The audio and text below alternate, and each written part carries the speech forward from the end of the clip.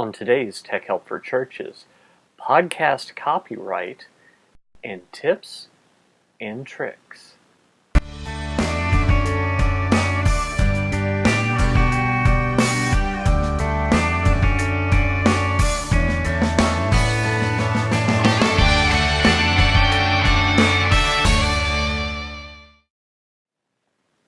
Hi everyone, welcome again to another episode of Tech Help for Churches. My name is Paul Allen Clifford and I'm your host, and I'd love for you to join the conversation.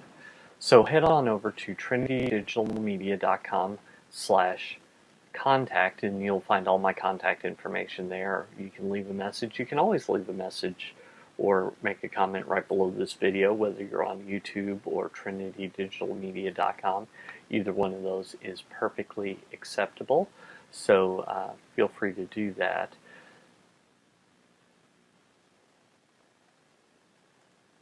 Tech Help for Churches and all the churchtechcast.com shows are generously provided for by viewers like you.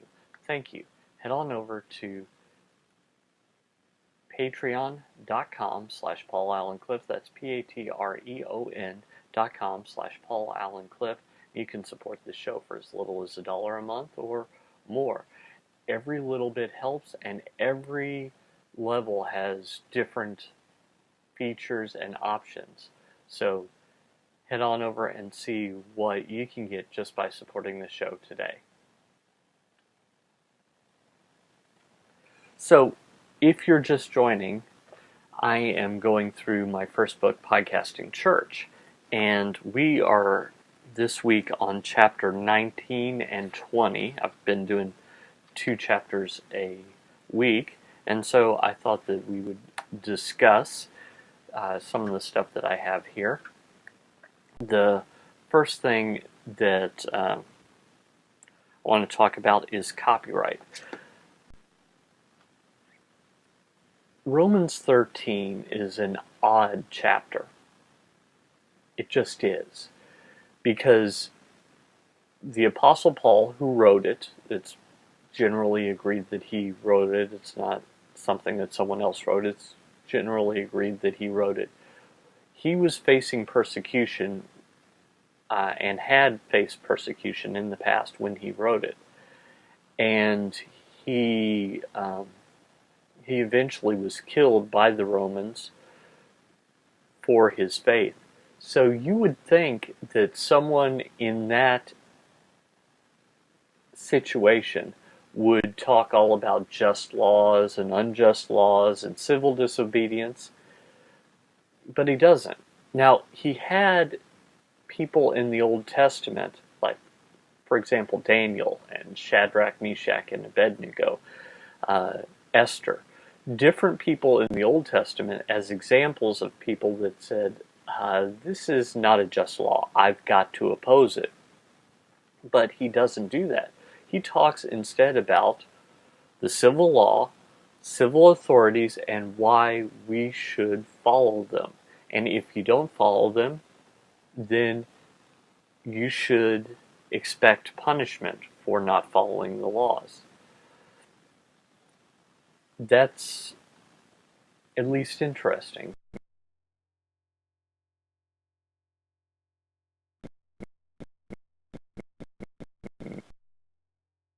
So, the question is, with this fact in mind, how does that apply to our situation? Well, first off, I'm not talking about unjust laws in this discussion. I think that it was perfectly right and reasonable for Dr. Martin Luther King Jr., for example, to oppose the Jim Crow laws in the South. He did so knowing that he was likely to be arrested and imprisoned, and he went to prison, went to jail at least on several occasions because of his opposition to these laws. And that's fine. But what I'm talking about is laws that are all about protecting content and protecting people who earn money. Now, on top of this, you need to also know that the Bible is not against earning money. I once got a tweet from someone that says, well, you're like a money changer in the temple. Actually, I'm not. Because I don't prevent people from going into the temple charging exorbitant rates to change the Roman money into special temple tokens that can be used. I don't do that. I don't prevent Gentiles from coming into the temple. That's what that was all about. Jesus wasn't unhappy that they were making money. In fact, Jesus himself said, the worker is worth his wages. And the Apostle Paul said the same thing, just in case you needed more clarification. They both said the exact same thing. I think the Apostle Paul was probably quoting Jesus when he said it, in fact. So it's a very important principle that if you do work, people shouldn't try and cheat you out of money. So that's not the point. So, fact number one, copyright is the law. Now, whether you agree with it or not, it is the law. Fact number two, Romans 13 tells us to follow the law or expect consequences. Fact number three, the people that make content automatically get certain rights in the U.S. for their content.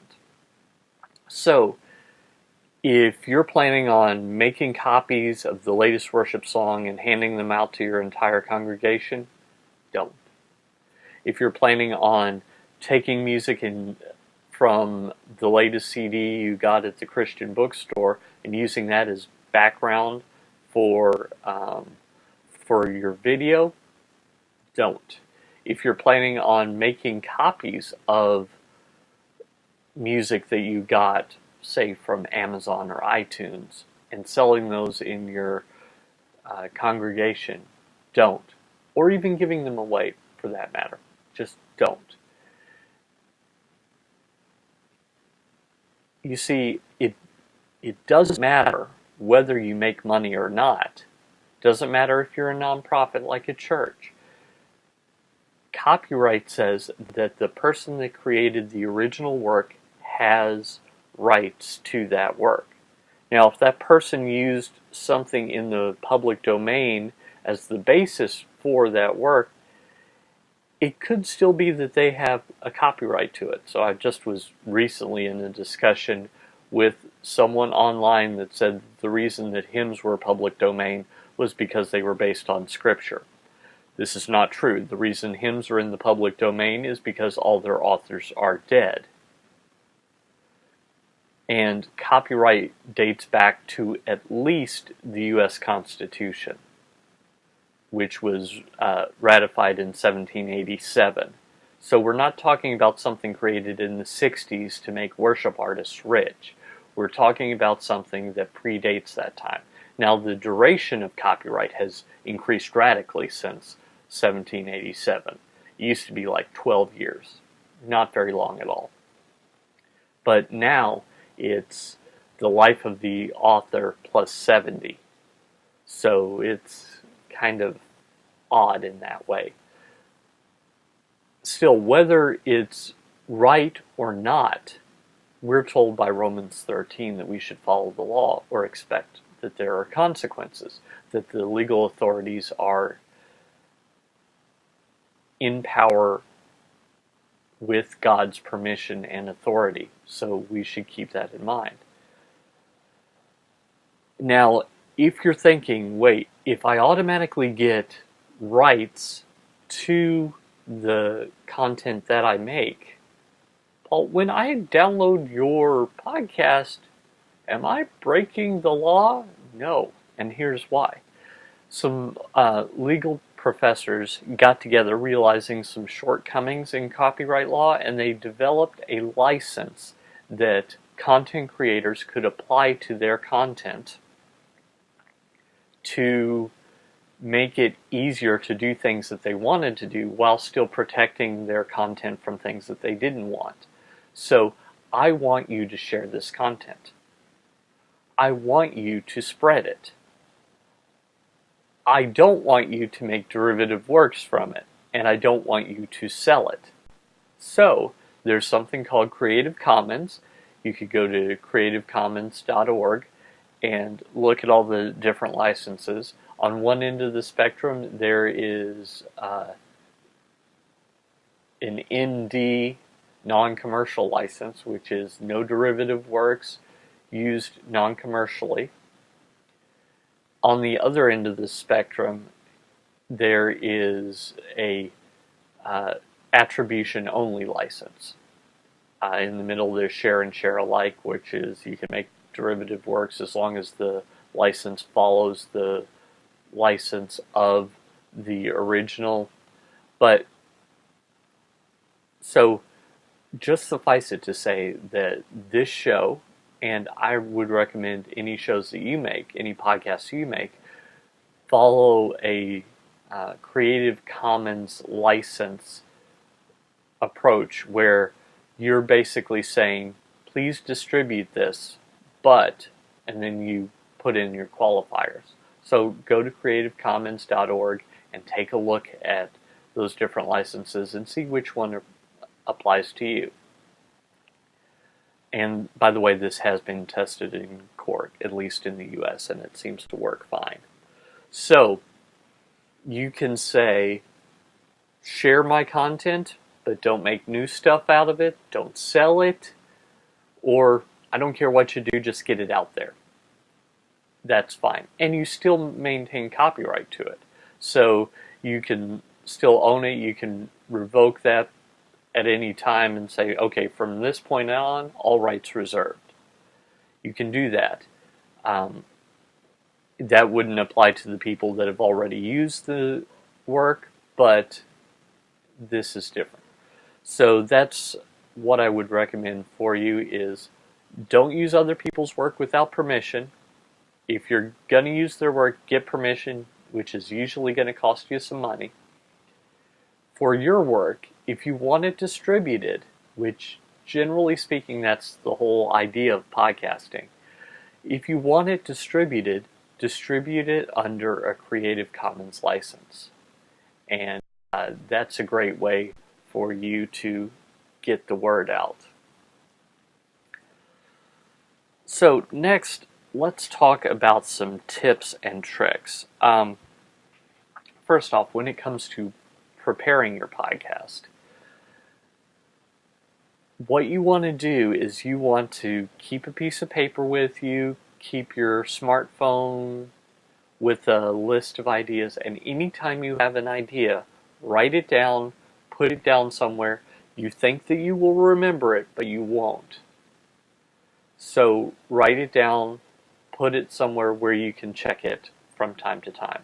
You might think someplace like Evernote, for example, as a place where you can keep stuff for the future, or on your smartphone, even on a piece of paper in your pocket's better than in your brain. So keep all your ideas. If you find links, make sure that you copy those links and you have them so that you're able to use them when you need to in the future. The next thing that you should do is you should record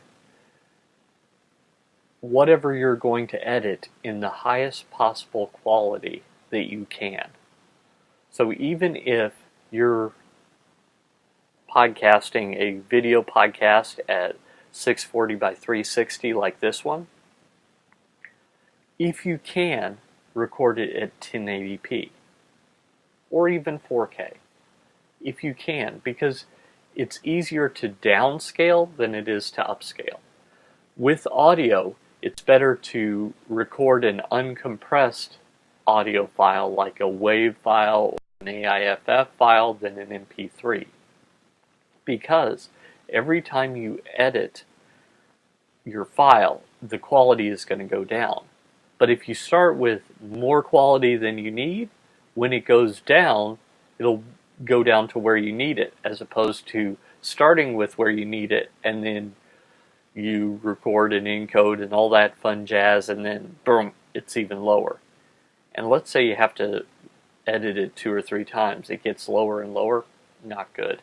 So that's what I would recommend to you when it comes to recording.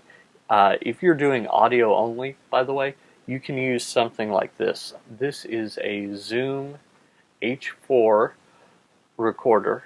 I'm not actually using it to record this particular episode. Maybe I should be, given that my computer seems to be a little laggy today.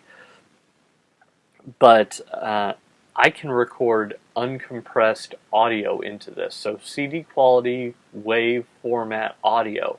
And then whenever I want to edit that, I can just cut it up, no harm, no foul, and compress it into the MP3 for the delivery of it, and it seems to work perfectly fine.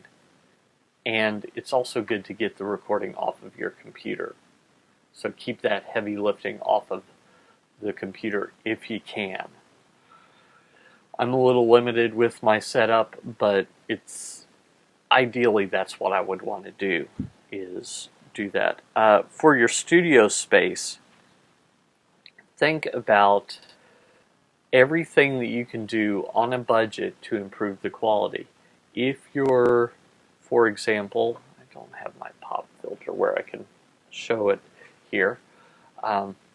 Just imagine an embroidery hoop and some nylon stockings or hosiery stretched over that embroidery hoop, and you've got a pop filter. Now you can buy a pop filter for not a lot of money, about $15, but you can make one for a lot less. Depending on how you do it, you can make one for a couple of dollars. So that will prevent all the plosives, all the P sounds and B sounds and stuff like that from attacking a microphone. So if you have a handheld microphone or a microphone on a boom arm, the boom arm that I made initially, here, let me try and show that to you. This is what was an old desk lamp, and then I used some plumbing parts and a mic clip to make this. And then I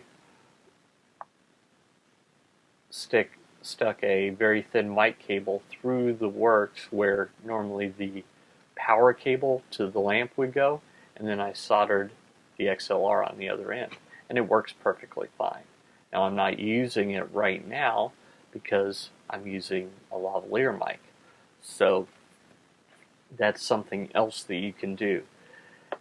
Another tip is it's better to have your studio space set up so that you don't have to do the additional work of setting up every time you want to record. You want to make it as easy as possible, removing as many excuses for yourself not to do your show as possible, because that's just going to, in general, help you. The next thing that you should consider is Skype.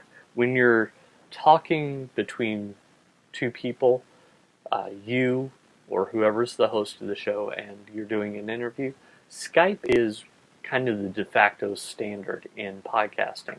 Now, you could use Google Hangouts nowadays, and there are other ways of doing things like with a GoToMeeting, a GoToWebinar, etc.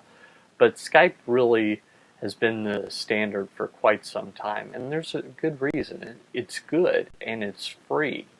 Now you can get a Skype out number to call from Skype to a regular telephone. You can get a Skype in number to have people with regular telephones call you. Either of those are good ways to do it, but it's really better computer to computer, Skype to Skype, where you can record. Now you can use some call recording software to make that easier. Ideally, you would want to send the person what's called a mix minus. Now, a mix minus is the mix, so all the audio, minus themselves, so that they don't hear the echo coming back. There's a reason I'm not wearing headphones, and that's because Wirecast, and actually I think it's actually the sound card of my Mac Pro, delays the audio just a little bit, just enough to be annoying. I'm okay with hearing myself in my ears as I'm talking. That's what it was like when I was in college doing college radio. No big deal. When I used to record and not stream, that's what I would do. No big deal. It's the delay that's really annoying and really hard to deal with. So I suggest that what you do is you do this mix minus procedure where you send someone using the sub-outs of an audio board, if you've got that kind of equipment, and you send them everything but their microphone. A nice easy way to do this is if you have a stereo recording, you put yourself and any sound effects, etc., on one side of the recording, and you put them on the other side. And so as you're recording, if you step over each other, you can cut out the audio of the person that's talking that doesn't need to be, and it's a little bit better that way. If you have more than one guest over Skype, then you're probably going to need a full-on audio mix. So you'll need something like probably bare minimum the Behringer Xenix series, and go from there. So those are just some of the tips and tricks that I use as I'm doing podcasts. When I was doing interview shows, a lot of times I would record a Google Hangout because it does the automatic switching, and I didn't really have the budget for the call recording software that I wanted to get. And in the future I might have something. So it's possible to just incrementally increase, and what you want to do is you want to get better and better as you're doing your podcast and as you're going out and changing eternity. Don't forget to join the conversation. Head over to trinitydigitalmedia.com/contact. Drop me a line, paul@trinitydigitalmedia.com. Give me a call on the voicemail hotline, 1-877-POD-ECHO. That's 1-877-763-3246. You can also drop me a line on Twitter. You might know, since I wrote the book on Twitter for Churches. Here it is, Tweeting Church. Since I wrote the book on it, I do have a very active Twitter account. It's Paul Allen Cliff, PaulAlanclif, and you can hit me up there and we can talk about things. Above all, feel free to subscribe. I'd love to have that happen for you. On YouTube it's free, and on my website it's free. In fact, I've made it nice and easy. Remember, my site is trinitydigitalmedia.com. Just add a /subscribe on the end, and that'll take you directly to all the links for all the shows. If you've already subscribed and you say, man, how can I help you out, Paul? I don't have any money, but how can I help you out? No problem. Head on over to trinitydigitalmedia.com/iTunes reviews. Click on those links and it'll take you directly to the iTunes review page for all those, and just leave a sentence and 4 or 5 stars saying you like that show, and that'll help other people that are interested in this content find it. And also, I want to issue a challenge. Why don't you try and find one person a week that you can share this with? Just one person a week, and if every one of my listeners did that, we would increase the potential listener and viewers to the power of 52. So each person would be 1 to the 52 power. If we just shared it with 52 different people over a year, I think that we'd really increase who could watch and interact with this content, and I could help you better. So make sure you do that, and as I say, don't forget to subscribe. as you go out and change eternity. Until next time, this is Paul Allen Clifford with TrinityDigitalMedia.com.